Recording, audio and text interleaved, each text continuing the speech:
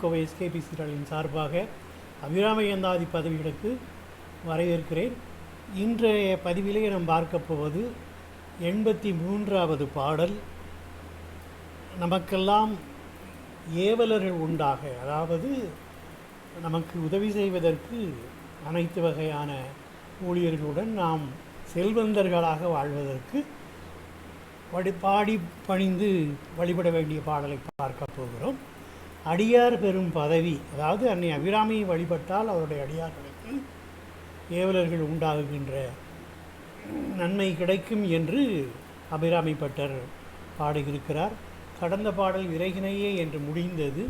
ஆகவே இந்த பாடலை விரவும் என்று ஆரம்பித்து, விரவும் புதுமலரிட்டு இன் பாத விரைக்கமலம் இரவும் பகலும் இறைஞ்சவல் வல்லார் உமையவரும் பரவும் பதமும் ஐராவதமும் பகீரதியும் உறவும் குலிசமும் கற்பகக்காவும் உடையவரே என்று அபிராமி பட்டர் பாடி பரவசப்படுகிறார்.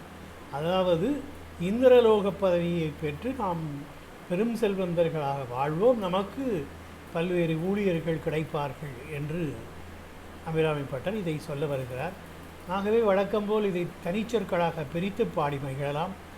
விரவும் புதுமலர் இட்டு நின் பாத விரை கமலம் இரவும் பகலும் இறைஞ்சவல்லார் இமையோர் எவரும் பரவும் பதமும் ஐராவதமும் பகீரதியும் உறவும் குலிசமும் கற்பகக்காவும் உடையவரே என்பதுதான் அழகான அந்த பாடல். விரவும் என்றால் பல வகையாக உள்ள என்று பொருள். விரை என்றால் நறுமணம், இறைஞ்சு என்றால் வழிபட்டு துதிக்க அல்லது வணங்க, பதம் என்பது பதவி, பகீரதி என்றால் அது கங்கையை குறிக்கும், உறவு என்றால் வலிமை, குலிஜம் என்றால் வஜ்ராயுதம், அதாவது இந்திரனுடைய வஜ்ராயுதத்தை குறிக்கும், காய் என்றால் சோலை, ஓகே, ஐராவதம் என்பது இந்திரனுடைய வெள்ளை யானை. ஆகவே விரவும் புதுமலரிட்டு என்றால் தாயே பல வகையான வண்ணமும் வடிவமும் மணமும் நறுமணமும் கொண்ட மலர்களெல்லாம் கொண்டு நின் பாத விரைக்கமலும் நின் திருவடி தாமரைகளிலே அர்ச்சனை செய்து இரவும் பகலும் இடைவிடாது நின்னை அறிஞ்சி வல்லார் இமையரோடு வரும் தியானிக்க வல்லர்களான அடியவர்கள் ஒவ்வொருவரும், அன்னை அபிராமியின் அடியவர்கள் ஒவ்வொருவரும் இந்த பிறவிக்கு பின்னரும் பரவும் பதமும் ஐராவதமும் தேவர்கள் புகழும் இந்திர பதவியும் இந்திர வாகனமான வெள்ளை யானையையும் பகீரதியும் உறவும் குலிசமும் ஆகாய கங்கையையும் வலிமையான வஜ்ராயுதத்தையும் கற்பகக்காவும் உடையவரே, கற்பகச்சோலையும் உடைய இந்திர பதவி பெற்று இந்திரராகவே வாழ்வார்கள்.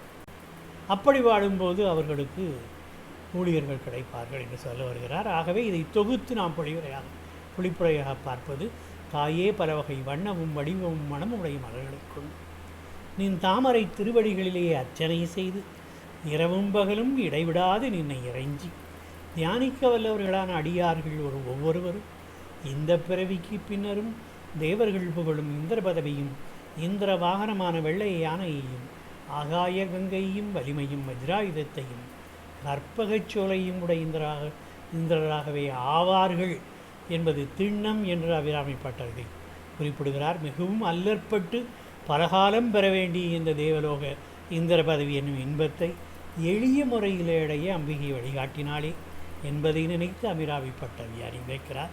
அதாவது இரவும் பகலும் தொடர்ந்து அவருடைய தாமரை திருவடிகளை அர்ச்சனை செய்து தொழுவது, அதுதான் அந்த எளிய வழிமுறை. அம்பிகையின் கருணையை நினைத்து உருகுகிறார். தாயே, எனக்கு நீ காட்டி கொடுத்த இந்த யோகத்தை நான் எப்படி மறக்க முடியும் என்கிறார்.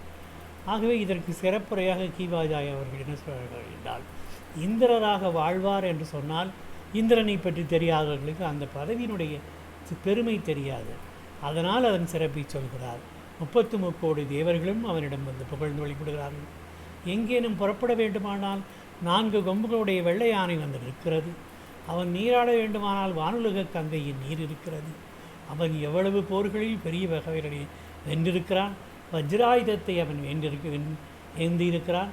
எந்த சமயத்தில் எதை கேட்டாலும் உடனே கற்பகம் மரம் தருகிறது. ஒரு கற்பகமா 5 மரங்கள் சோலையாக அடர்ந்து வளர்ந்து நிற்கின்றன. தெய்வலோகத்தில் ஒரே சமயத்தில் பலர் பொருட்களை அவன் பெறுகிறான் என விரித்து கற்பனை செய்யும்படி பாடுகிறார். அபிராமிப்பட்டர் அன்னையின் நண்பர்கள் இந்திரபதை பெறுவார்கள் என்று முன்னரே 2-3 பாடல்களிலே அவர் சொல்லியிருக்கிறார். 5வது பாடல் 24வது பாடல் எல்லாம் சொல்லியிருக்கிறார். ஆகவே இத்துடன் இந்த பதிவை நாம் நிறைவு செய்து அடுத்த பதிவாக பிறப்பு அறுப்பவள் என்ற தலைப்பிலே நம் சங்கடங்களெல்லாம் தீர நாம் பாடி வழிபட வேண்டிய பாடலை பார்க்கலாம். அதுவரை அந்த பதிவுக்கு காத்திருங்கள். வணக்கம், நன்றி.